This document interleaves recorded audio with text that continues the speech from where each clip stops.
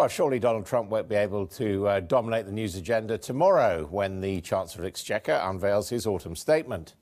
Maybe he will, for as our economics editor Ed Conway reports, Philip Hammond is not a man worried about stealing headlines.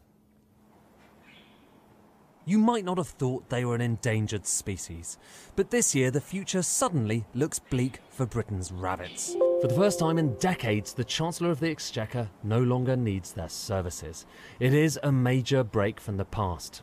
I am today introducing a new national living wage. The personal tax-free allowance will rise a new sugar levy on the soft drinks industry. The Help to Buy ISA, a completely new, flexible way for the next generation to save.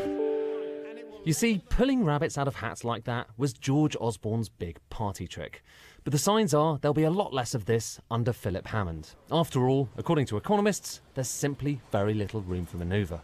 The public finances are in quite a lot less good position than they were back in the budget, and the reason for that is that following the vote on June the 23rd, all the forecasts are the economy will do less well than we expected back then, and that means quite a lot less in the way of tax revenues.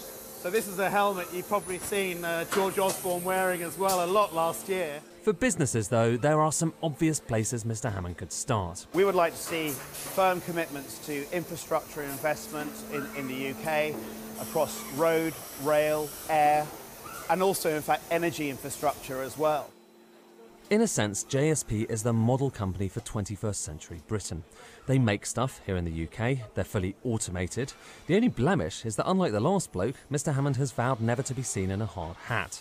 He might have his work cut out though, since one task on his list is to reinvigorate Britain's crumbling infrastructure, perhaps even reviving the Oxford to Cambridge railway line to create a British Silicon Valley. It may not be HS2, it may not be a new nuclear power station, but getting trains running along this track again for the first time in 50 years might well be the most exciting thing we can expect from our new Chancellor. And that's because he believes that the kind of projects that get British productivity going are the small, micro ones, not the big eye